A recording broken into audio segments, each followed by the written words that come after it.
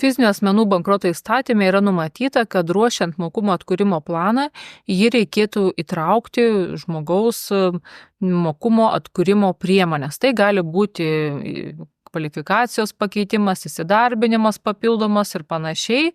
Ir šios priemonės viso to bankroto proceso metu turėtų būti vykdomas.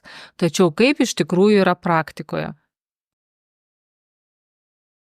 Bendra taisyklė yra tokia, kad žmogus turi gauti pajamas. Jeigu jis neturi tokių didžiulių sveikatos problemų, kurios neleistų dirbti, arba galbūt labai senyvas amžius, tai žmogus privalo užsiimti kažkokią tai veiklą, ar individualiai, arba pagal verslo liudijimą, arba dirbti pagal darbo sutartį.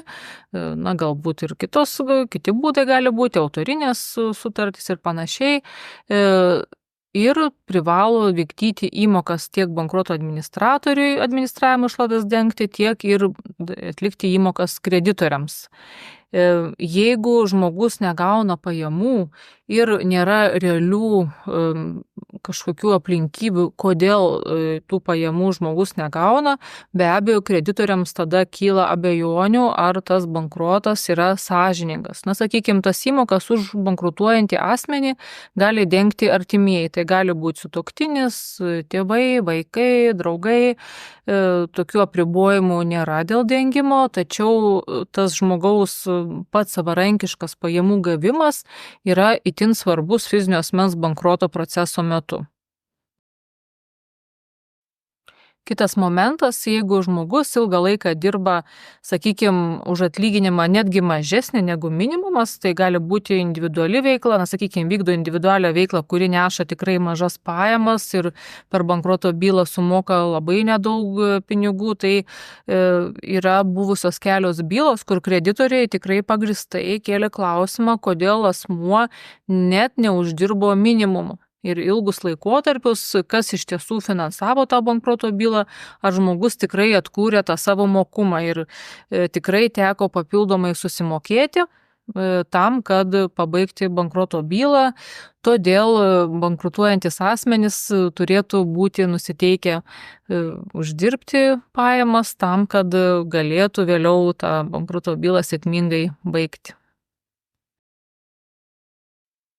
Žinoma, galimos yra situacijos, kai žmogus tampa bedarbis. Jį atleidžia ir kurį laiką darbo tikrai neišeina susirasti, galbūt netgi pagal specialybę. Kurį laiką žmogus gali būti nedarbingas, už jį įmokas gali dengti artimieji, gali nutikti įvairių šiaip įvairiausių dalykų. Dėl trumpų laikotarpių iš tiesų pergyventi neverta, jeigu įmokos yra atliekamos, tai viskas yra tvarkoj.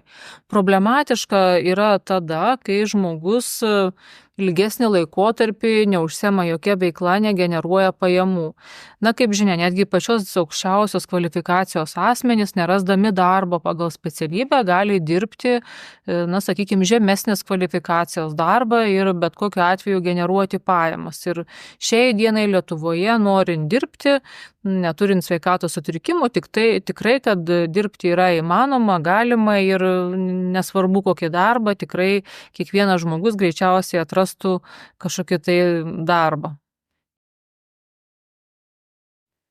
Kaip labai gerą praktiką paminėčiau tai, kad yra tikrai žmonių, kurie bankroto bylos metu nusprendžia pakeisti kvalifikaciją, lanko arba užimtumo tarnybos kursus, arba įstoja į universitetą neakivaizdiniu būdu studijuoti ir iš esmės bankrutuodami taip pat kelia savo kvalifikaciją, gerina savo darbinius įgūdžius ir be abejo vėliau jau gali ir įmokas didesnės atlikti, gavę tam tikrą laipsnį, naujus gebėjimus, galbūt kažkokią tai licenciją, tai žmogus ir po bankroto bylos laikotarpio jaučia gerus rezultatus ir gali gyvenime tikrai daugiau pasiekti, uždirbti ir tas laikas bankrutuojant tikrai yra išnaudojamas maksimaliai.